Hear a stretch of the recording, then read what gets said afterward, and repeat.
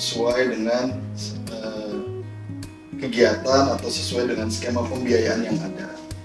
Ikuti aturannya, kemudian penuhi, kalau sudah terima, penuhi sesuai dengan apa yang sudah disetujui oleh pemerintah.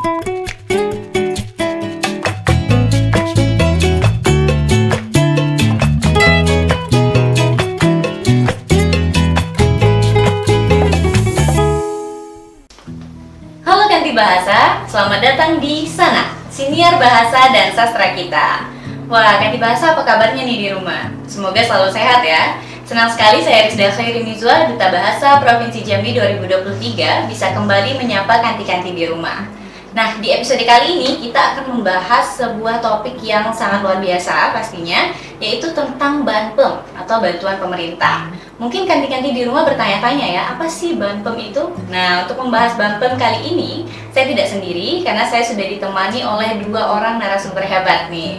Selamat malam Pak Ihsan. Selamat malam Rizda. Selamat malam Pak Harsono. Malam Rizda, selamat malam Kanti Bahasa semua, semoga sehat walafiat semua ya. Amin. Nah, Bapak-bapak apa kabarnya nih Pak?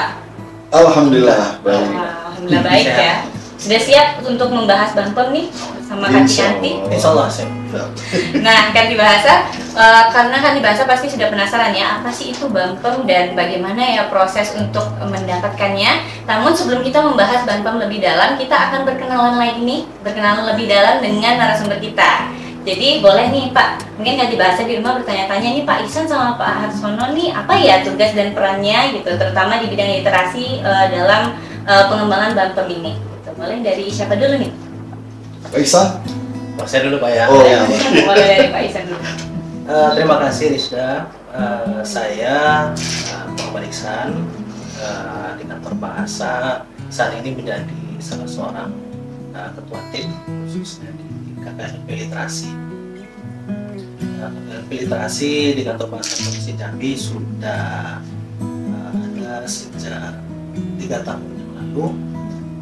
Alhamdulillah sampai saat ini kegiatan-kegiatan yang terkait dengan KKLP Literasi sudah banyak dilakukan dan sudah banyak memberi dampak kepada teman-teman komunitas. Jadi itu dulu perkenalan singkatnya, nanti kita bisa nanti kita bisa gali lebih dalam lagi ya siap. sepanjang siaran ini. Nah itu ya teman-teman, jadi Pak Ihsan ini adalah tim koordinator dari KKLP Literasi. Iya.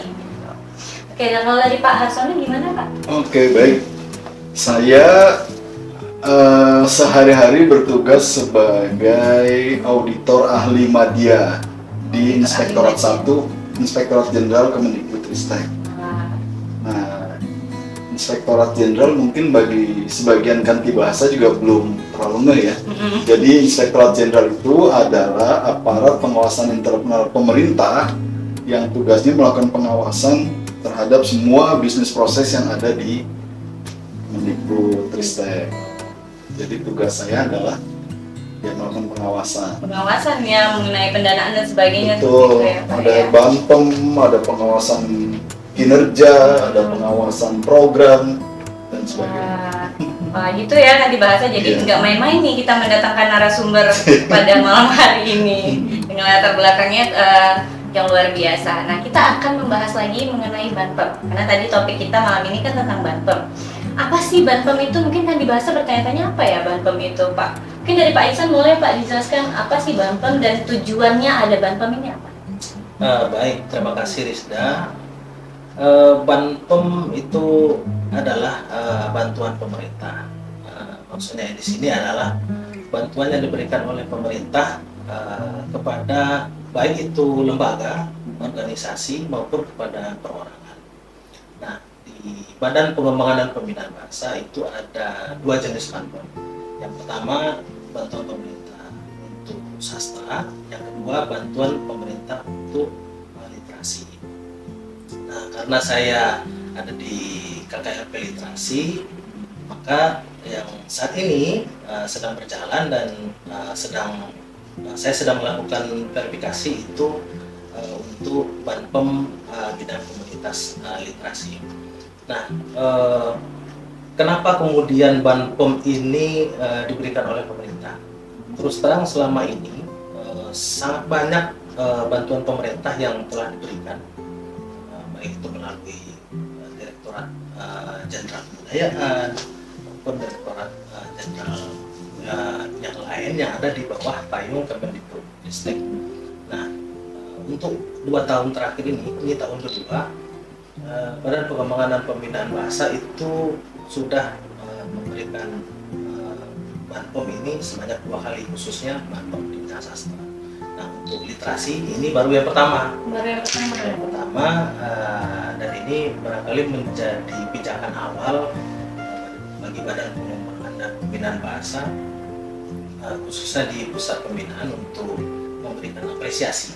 Nah, ini jadi Banpom ini semacam apresiasi kepada komunitas, kepada lembaga, maupun kepada teman-teman TPM nih, terutama yang ada di daerah, baik itu di kabupaten maupun di kota. Nah, karena ini baru pertama kali Banpom untuk komunitas literasi, maka memang Banpom yang diberikan untuk komunitas ini kita harus jaga betul nih. Mudah-mudahan dalam pelaksanaannya nanti teman-teman komunitas yang akan menerima Banpom ini bisa mengikuti juknis, bisa mengikuti aturan yang sesuai, sehingga nanti ketika baik itu pelaksanaan maupun pada saat pelaporan penerimaan Banpomnya itu bisa berjalan dengan baik. Nah, gitu ya Pak. Jadi ini adalah berupa bantuan ya. Ya. Berarti bisa bantuannya berupa apa nih Pak? Dana kah atau bagaimana? Nah, itu berikutnya. Barangkali kalau selama ini kita mendengar ada Banpom dari lembaga atau dari instansi pemerintah yang lain, barangkali nilainya itu secara kalau diuangkan ya, mungkin ada yang sampai ratusan juta gitu. Nah, untuk Banpom komunitas literasi tahun ini nilainya itu adalah 50 juta, itu khusus untuk literasi ya. Nah, kenapa 50 juta?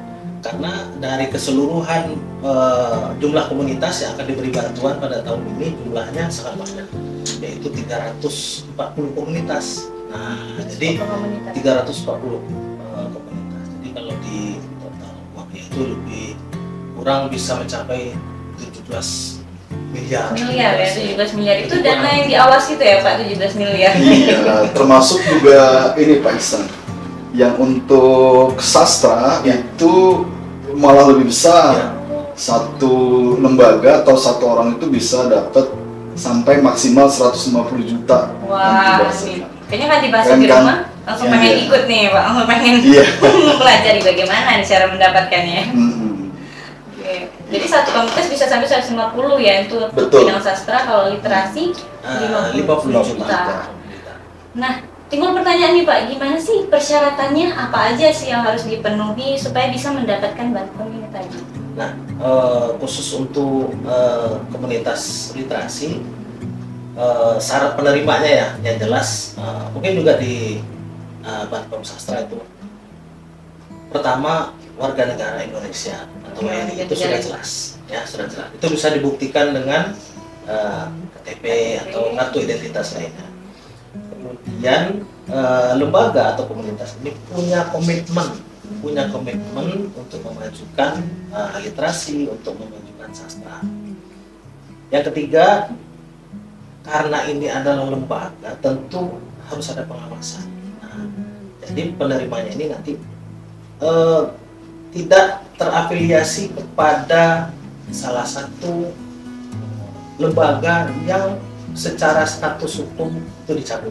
Nah, ini berbahaya juga, bukan begitu Pak Arsono? Betul. Pak, sangat berbahaya sekali kalau tidak diawasi. Kemudian yang keempat, lembaganya ini tidak terafiliasi ke salah satu partai politik, karena memang bantuan ini harus kita bebaskan dari yang namanya politik. Pengaruh politik Dan ya. pengaruh politik apapun namanya harus kita bebaskan. Nah, kemudian yang berikutnya adalah dia punya keinginan yang kuat untuk mengembangkan sastra atau literasi tadi dan menghidupkannya di tengah masyarakat. Nah, karena kalau tidak demikian, kalau hanya kita memberikan bantuan saja tanpa ada keinginan yang kuat untuk kemudian menghidupkan dan mengembangkan sastra dan literasi di dalam masyarakat, kalau hanya untuk mereka sendiri ya untuk apa gitu. Jadi kehidupan sastra dan literasi di Indonesia tidak akan maju dan berkembang. Nah, barangkali itu syarat untuk menerimanya. Itu yang ganti bahasa syaratnya, mungkin nanti ganti bahasa nih boleh kalau terlalu cepat tadi boleh di pause saja ya. Apa ya tadi syaratnya gitu diulang. Nah, mungkin saya mau beralih ke Pak Arsono nih, Pak. Ketika sudah mendapatkan dana kan artinya ada pelaporan ya yang harus disampaikan. Nah, itu kira-kira pelaporannya seperti apa sih, Pak? Dana-dana penyusunan anggarannya seperti apa gitu yang baik? Baik, terima kasih Rizda. Ganti bahasa yang saya hormati. Jadi sebelumnya saya mau memberikan apresiasi terlebih dahulu nih, Rizda, kepada Badan Bahasa ya, atau Badan Pengembangan dan Pembinaan Bahasa lengkapnya, yang telah berusaha hadir di tengah masyarakat dalam bentuk memberikan bantuan pemerintah. Nah, tahun 2023 itu pecah telur. Jadi sebelumnya itu Badan Bahasa tidak pernah menyalurkan bantuan pemerintah kepada masyarakat. Padahal komunitas sastra, komunitas literasi itu jumlahnya sangat banyak di Indonesia. Nah, Badan Bahasa menginisiasi untuk hadir di tengah masyarakat dalam bentuk pemberian bantuan tersebut. Nah, tadi syarat-syaratnya sudah dijelaskan ya oleh Pak Ihsan. Nah, memang kemudian ini bukan bantuan yang lepas begitu saja, karena ini berasal dari uang negara yang notabene juga uang rakyat yang dikumpulkan melalui pembayaran pajak dan sebagainya ya, pendapatan negara lainnya. Oleh karena itu pemanfaatannya itu harus betul-betul akuntabel, bisa dipertanggungjawabkan. Nah, secara umum sih kalau laporan itu ada dua aspek ya. Pertama terkait dengan administrasi, baik administrasi yang sifatnya persyaratan maupun administrasi keuangan.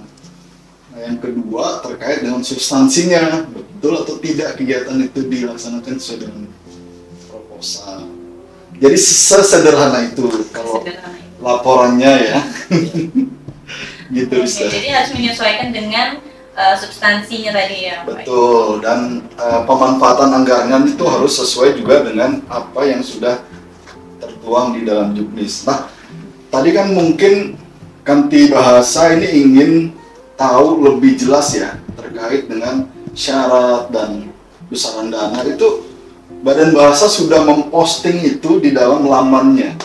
Laman Badan Bahasa sudah ada, jadi bisa Kanti Bahasa silahkan ya kalau ada yang berminat, sudah ditaruh di situ lengkap juknisnya dan jadwal-jadwal untuk pengajuan, evaluasi dan sebagainya. Nah, boleh tuh nanti Kanti Bahasa langsung dilihat ya di laman bahasa mungkin untuk yang lebih lengkapnya. Nah, Pak, tadi kan sudah Pak Ihsan sudah sebutkan ya syarat-syaratnya seperti apa. Kemudian ada lagi nggak Pak poin-poin yang harus dilengkapi? Nah, baik, ini terkait dengan syarat tadi syarat penerima. Nah, sekarang kita bicara tentang syarat teknisnya. Iya. Jadi lebih kurang ada beberapa poin penting yang harus betul-betul diperhatikan oleh teman-teman komunitas. Yang pertama itu adalah surat permohonan. Nah, surat permohonan ini menjadi syarat yang pertama. Kenapa? Karena lewat surat permohonan ini bahwa komunitas itu memang mengajukan permohonan untuk mendapatkan bantuan pemerintah. Yang kedua, portofolio komunitas itu seperti apa. Nah, yang harus kita pahami juga portofolio ini mesti lengkap, memuat profil komunitas, memuat struktur komunitas, jumlah anggotanya berapa, kemudian siapa saja pengurusnya, kemudian ada di mana lokasinya, terus kalau bisa ditampilkan juga foto-foto kegiatannya yang pernah mereka laksanakan. Nah, itu baru dua. Yang ketiga itu terkait dengan surat yang namanya SPTJM, ya, surat pertanggungjawaban. Jadi surat pertanggungjawaban ini formnya ada formnya ya, di dalam Jumis itu ada. Oh, jadi bisa langsung diunduh. Bisa langsung diunduh, bisa langsung dibuat. Yang penting tidak keluar dari esensi SPTJM-nya itu. Kemudian yang berikutnya adalah fakta integritas. Yang berikutnya surat pernyataan bersedia melaksanakan kegiatan. Sudah 5 ya. Yang berikutnya adalah, nah ini tak kalah pentingnya, yaitu foto atau pindaian NPWP komunitas. Nah, ini penting, harus betul-betul dilihat komunitasnya ini punya NPWP atau tidak. Karena tadi yang disampaikan oleh Pak Harsono bahwa pertanggungjawabannya itu karena ini terkait dengan jumlah dana, jumlah anggaran, maka tentu harus ada NPWP-nya. Berikutnya foto atau pindaian buku tabungan. Buku tabungan ini, nah ini tentu terkait dengan NPWP tadi. Buku tabungan TBM atau rumah baca atau komunitas tadi, yang memang nanti bantuannya itu akan langsung dikirim ke rekening tersebut. Nah, berikutnya adalah surat yang terkait dengan penunjukan komunitas, atau bisa jadi dalam bentuk akta notaris, surat keterangan dari kantor bahasa boleh, atau surat keterangan dari kelurahan atau desa tempat komunitas itu berada. Nah, poin selanjutnya itu karena komunitas ini sudah dianggap sebagai bagian dari masyarakat, tentu mereka punya kegiatan. Nah, syarat minimal kalau di komunitas literasi itu adalah minimal 2 tahun mereka telah melaksanakan kegiatan terkait dengan baca tulis. Nah, ini juga harus dipahami, literasinya itu bukan literasi dasar yang 6 itu, bukan, tapi khusus ini memang literasi baca tulis. Nah, berikutnya adalah kalau seandainya ada prestasi dari penghargaan dari lembaga mana atau instansi apa di pemerintahan atau swasta yang memberikan penghargaan, itu boleh dilampirkan itu sebagai unsur penunjang. Nah, itulah kira-kira syarat-syarat penting yang harus diperhatikan oleh teman-teman. Menarik sekali, ada banyak persyaratan ya Pak, ada banyak poin yang harus dipenuhi. Ya. Nah, ini tadi saya jadi tertarik nih ya Pak, menggali lebih dalam. Tadi kan ada sekitar 340 komunitas ya, kalau tidak salah yang didanai. Nah, saya itu untuk satu Indonesia ya berarti ya Pak? Satu Indonesia. Nah, pasti ada lebih banyak ya Pak yang mendaftar gitu daripada yang didanai. Ya. Pasti kan ada beberapa yang tertolak nih. Ya. Nah, saya jadi penasaran, kira-kira biasanya nih apa sih yang membuat sebuah komunitas itu gagal gitu mendapatkan bantuan? Biasanya apa yang menjadi tantangan terbesarnya Pak, yang membuat akhirnya tidak bisa mendapatkan bantuan nih gitu? Mungkin dari siapa nih, Pak Harsono mungkin? Oh, ini mungkin Ya, terkait dengan terkait penganggaran ya. dengan penganggarannya. Baik, jadi gini, ada beberapa hal yang memungkinkan satu komunitas itu tidak lolos di dalam seleksi penerimaan. Jadi dia tidak bisa mendapatkan bantuan tersebut. Seleksi yang saya ketahui dan saya pernah ikuti di Badan Bahasa itu, menurut hemat saya itu cukup keren. Jadi seleksi pertama yang dilakukan adalah kelengkapan administrasi. Apakah si komunitas atau perorangan ini telah memenuhi syarat-syarat yang seperti Pak Isnan tadi sampaikan, gitu. Ada akta notarisnya atau ada surat keterangan pejabat desa setempat, gitu, dan sebagainya. Itu yang sifatnya administratif. Kalau itu sudah lolos, maka seleksi berikutnya adalah seleksi substantif. Ini kan mau tidak mau, karena jumlah terbatas, sementara pengusulnya itu sangat banyak, maka harus diseleksi mana yang paling bagus nih.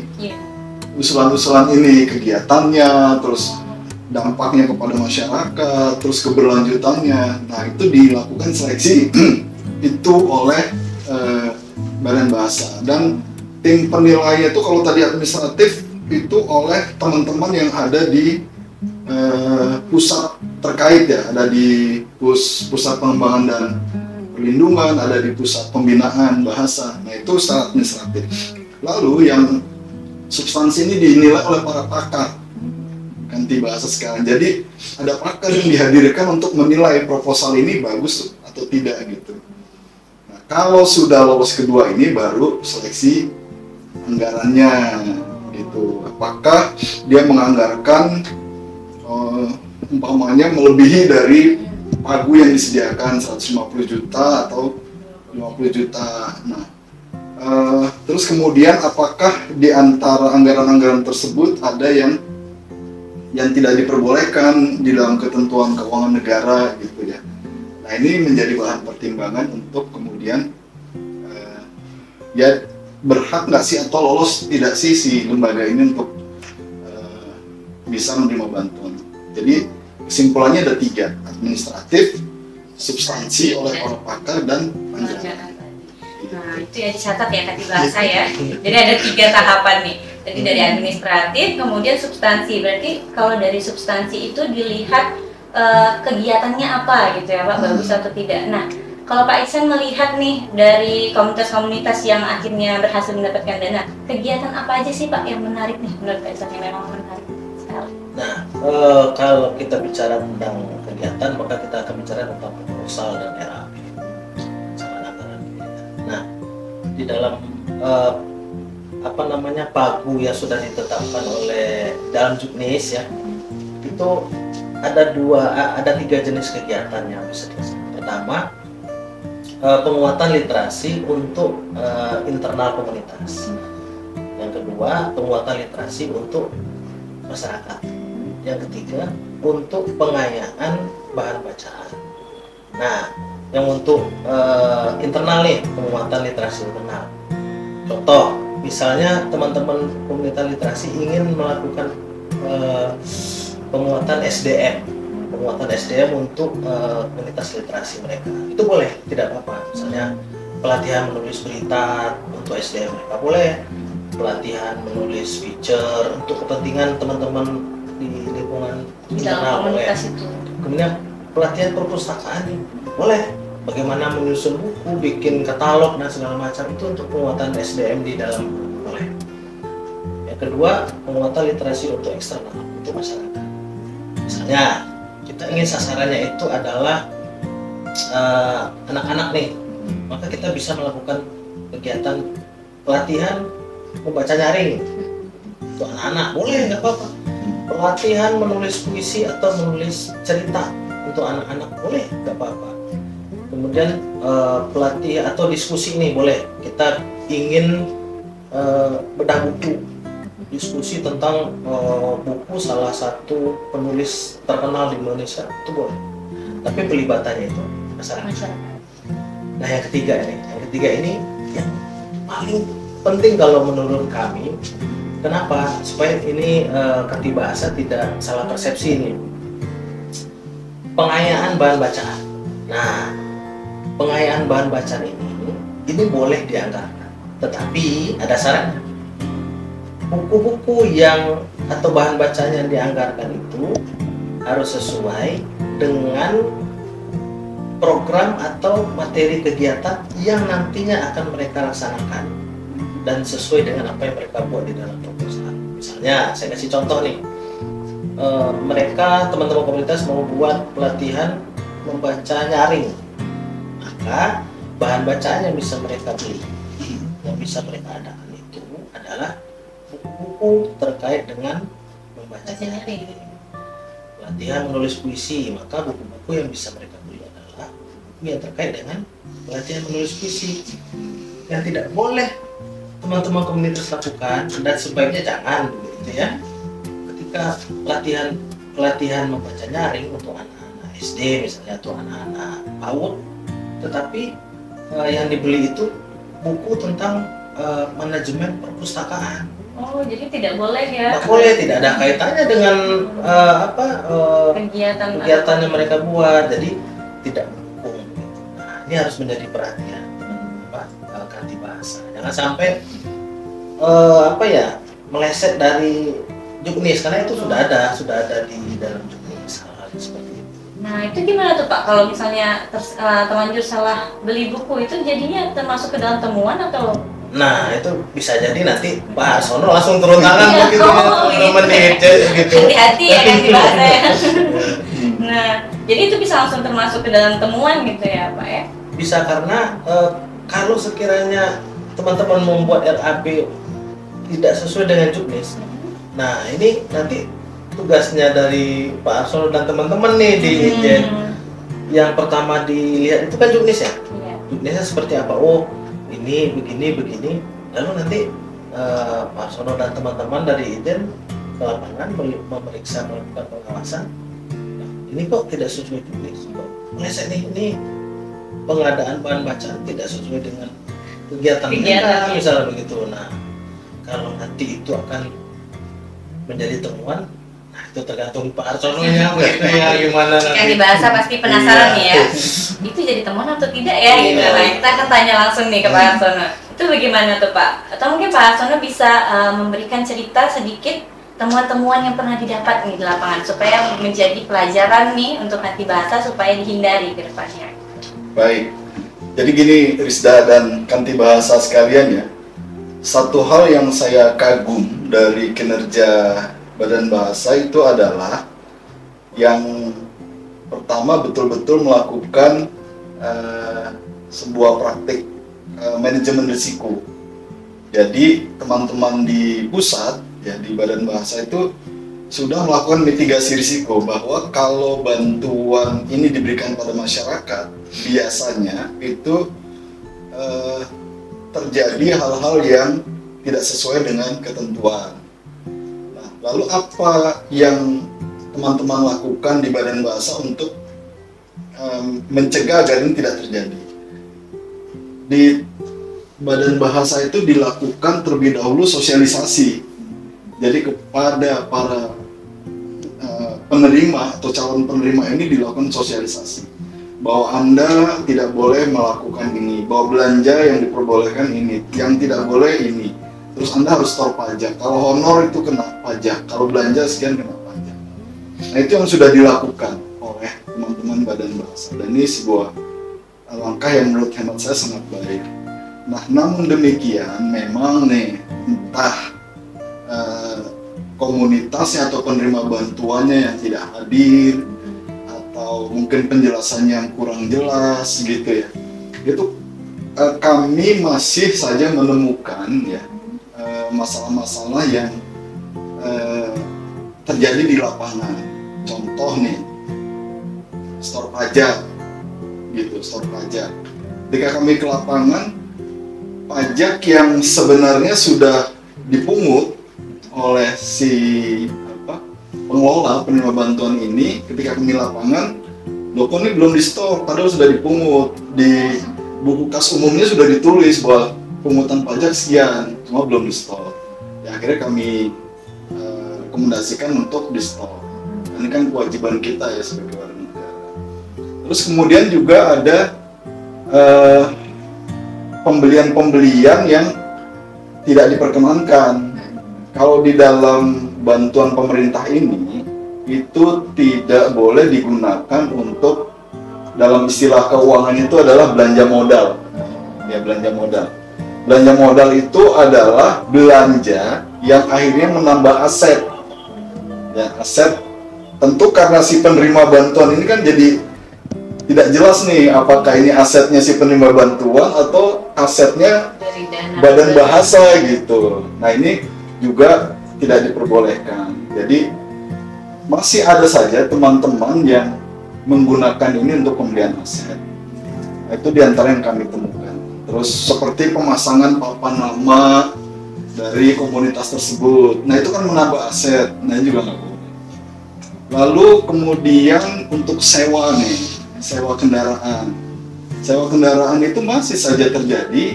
Ada satu komunitas yang melakukan sewa kendaraan, padahal di dalam aturan yang namanya sewa kendaraan itu adalah untuk kegiatan yang berskala besar, kemudian untuk pejabat negara, itu yang diperkenankan oleh ketentuan perundang-undangan kita.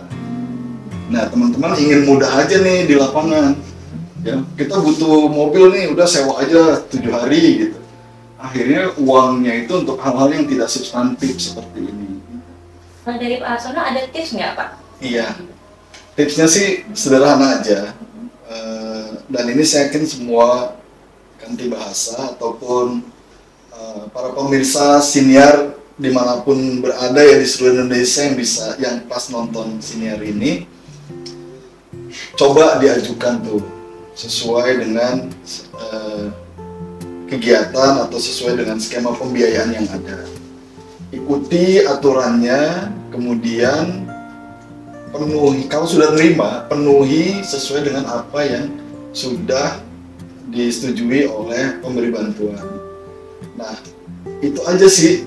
Kalau ada hal-hal yang kurang jelas, nah saya lihat di teman-teman di Badan Bahasa tuh mereka punya tim yang bisa ditanya setiap saat.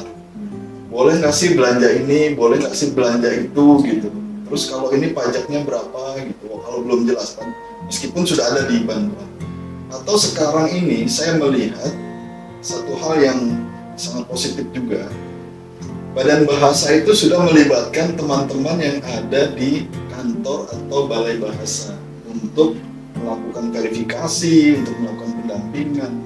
Nah, tanya ke teman-teman yang ada di kantor bahasa atau balai bahasa setempat di seluruh Indonesia. Jadi intinya ya tanyalah kalau nggak tahu gitu. Nah, itu ya, jadi semuanya sudah dimudahkan. Iya. Sudah ada narahubung juga, sudah ada pendamping. Betul. Nah, saya jadi tertarik nih Pak. Kalau misalnya nih tadi sudah diberikan bantuan, lalu ternyata ditemukan ya tadi ditemuan ya atau pelanggaran seperti itu. Nah, itu tindak lanjutnya seperti apa? Apakah ada sanksi atau dananya ditarik kembali gitu atau harus mengganti seperti apa? Ya, seperti apa nih Pak yang ini akan terjadi? Monggo Pak Isan. Ya, siapa nih Pak Isan? Kalau misalnya teman-teman tadi membuat kegiatan nih, proposalnya, kegiatannya pelatihan, kemudian ada buat perancangan anggaran biaya. Nah, tadi sudah disampaikan juga, jangan sampai melenceng dari apa yang sudah ada di dalam juknis. Ya, kalau sekiranya suatu saat dalam pengawasan yang dilakukan oleh Dirjen ada temuan yang sekiranya memang sangat fatal gitu ya, bahwa ini keluar dari substansi kegiatan, pelaporannya tidak sesuai, bukti-bukti dukungnya tidak sesuai. Nah, ada kemungkinan nih ketika itu ada temuan, nah ini menjadi catatan bagi Dirjen. Apakah itu akan ada pengembalian? Apakah semuanya akan dikembalikan? Kalau sekiranya itu memang keluar dari jalur, tidak sesuai dengan substansi, bahkan sangat fatal dampak yang dimunculkan dari kegiatan itu, yang tidak sesuai dengan juknis, itu akan diminta pertanggungjawabannya dan anggaran itu bisa dikembalikan. Nah, karena sudah tidak sesuai lagi peruntukannya. Misalnya beli buku untuk penambah koleksi perpustakaan, diberi batas maksimal 10 juta, tetapi tiba-tiba 20 juta, bisa sampai 30 juta, itu hanya untuk beli buku. Itu sudah lewat dari apa yang ada di dalam juknis. Nah, itu siap-siap saja teman-teman. Suatu saat ketika pengawasan datang, ketika izin datang, ya kita sudah memberi, sudah menyosialisasikan dari awal, tapi tetap tidak mau mendengarkan, ya sudah kita lepaskan, silahkan langsung bagian pengawasan izin untuk menindaklanjutinya seperti itu. Nah, kalau soal sanksinya mungkin sama ya, setelah izin ya gitu. Ya, baik. Sebelum ke sanksi sebenarnya begini Rizda. Jadi pemberi bantuan dalam hal ini Badan Bahasa sebenarnya sangat akomodatif ya. Dalam arti kalau nih Kanti Bahasa sudah terima nih bantuannya, ya senilai katakan 140 juta nih untuk yang sastra. Nah, lalu ketika ingin dilakukan kegiatannya, ini berubah pikiran terkait dengan alokasi anggarannya, terkait dengan jenis kegiatannya yang ada pergeseran dikit, itu masih dimungkinkan untuk melakukan addendum namanya. Addendum itu merubah sesuai dengan yang kontrak awal, tetapi dibolehkan, tetapi harus disetujui oleh pemberi bantuan, dalam hal ini Badan Bahasa. Nah, yang kita temukan ya, ada yang tidak mengajukan addendum, tetapi pelaksanaan kegiatannya tidak sesuai dengan apa yang diajukan di proposal. Nah, kalau yang terhadap hal-hal seperti ini, umpamanya nih, kalau pajak belum di store atau belum dipungut dan belum di store, ya rekomendasi kita tentu harus dipungut dan distorkan. Kalau ada kelebihan pembayaran, umpamanya, ada loh yang ini Rizda Kanti Bahasa ya, karena komunitas atau lembaga yang nerima ini di ujung acaranya itu bikin pementasan, ya, bikin pementasan biasa, apalah pementasan teater atau apa gitu ya. Di situ ada anggaran sewa taman gitu untuk dekor panggung itu kan. Nah, ketika kami lihat di SPJ-nya, lihat di SPJ ada tuh sewa taman gitu. Lihat di foto, lihat di video, mana tamannya nih gitu. Nah, ini kan gimana guys? Sewa yang mana itu ya? Nah, kita tanya, ini tamannya yang mana yang disewa? Coba tunjukkan gitu. Biasanya auditor akan nanya seperti itu. Oh, nggak ada. Udah, uangnya. Itu terjadi. Jadi jangan main-main ya. Diperiksa sedetail itu ya. Kita periksa ya, karena memang tanggung jawab kita kan. Itu menyelamatkan keuangan negara. Nah, itu dari sisi pengembalian, ya pengembalian. Oh, itu jadi karena tidak ada tamannya tadi itu Pak dikembalikan dananya? Iya, dikembalikan, harus dikembalikan nih. Pada akhirnya kan kita nggak bisa dipertanggungjawabkan. Bukti pengeluarannya ada, tetapi dia tidak bisa menunjukkan baik fisiknya, dokumentasi baik foto maupun video, kan mereka ngerekam gitu kan pastinya ya. Ada juga yang terjadi tuh gini, mereka untuk mempublikasikan kegiatannya itu nyewa atau bayar influencer. Influencer tuh bahasa Indonesianya apa? Ini pemengaruh Ya. Jadi saya untungnya berteman sama orang-orang bahasa tuh segitu, selalu dapat kosakata baru. Pemengaruh ya.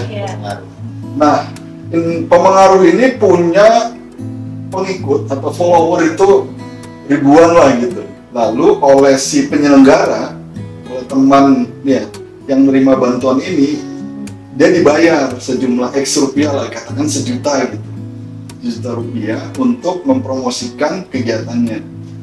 Ini terjadi ketika kita tanya, coba lihat akunnya apa gitu. Kalau di Instagramnya apa namanya? Oke, kita buka.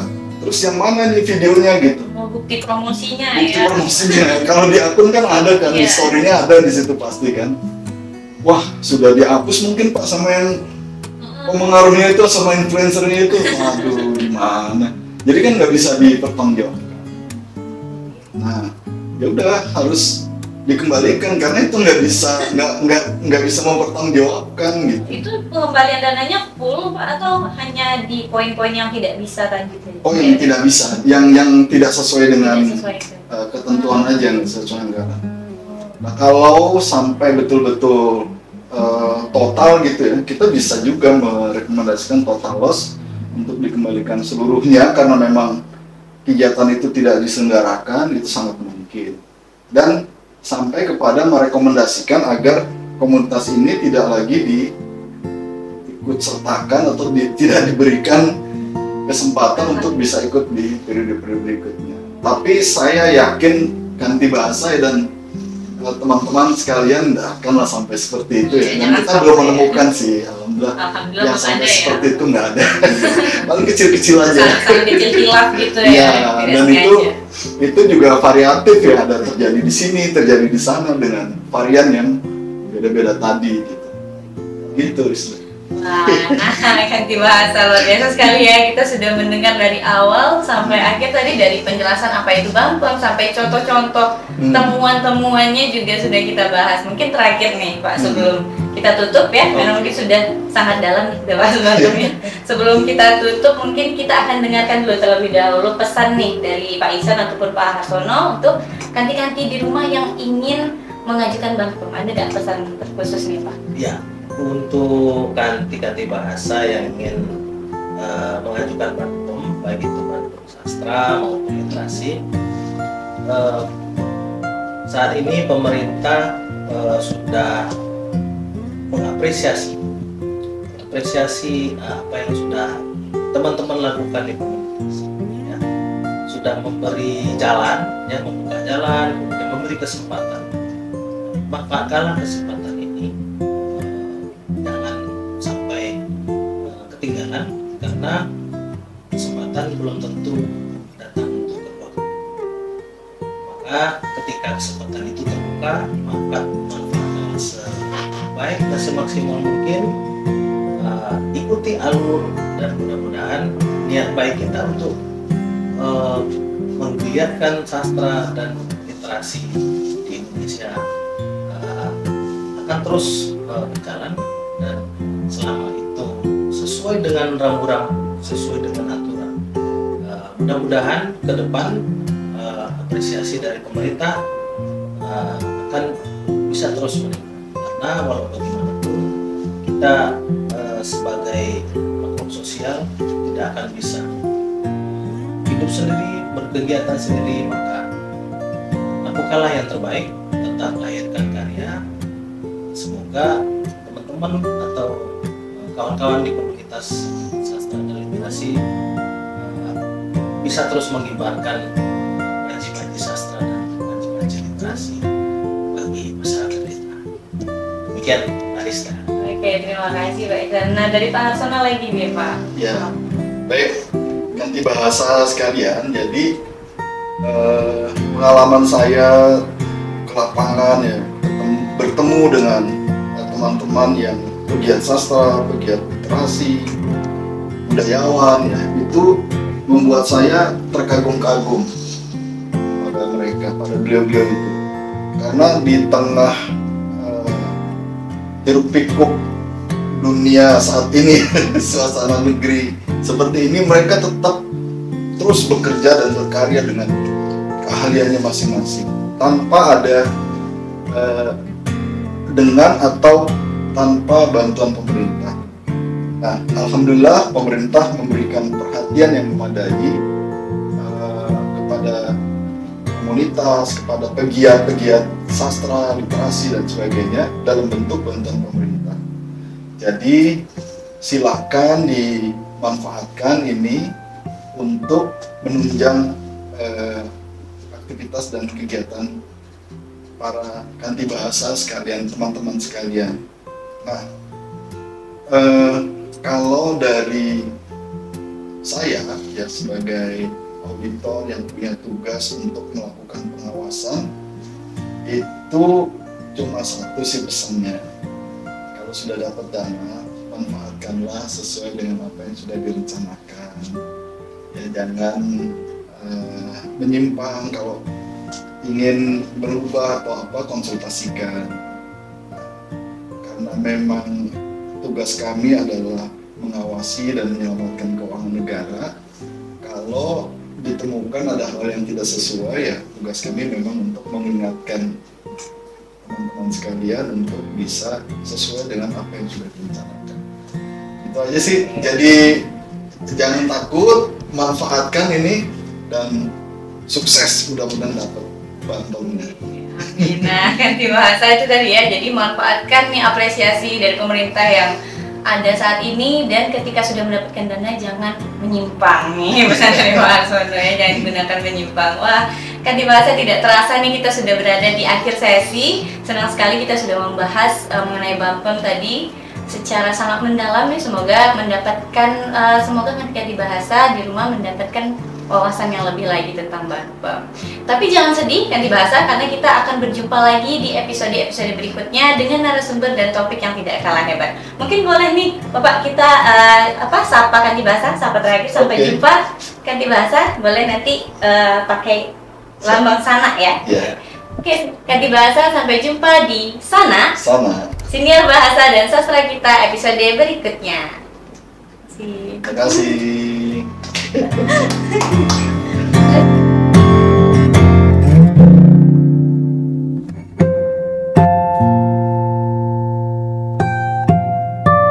Thank you.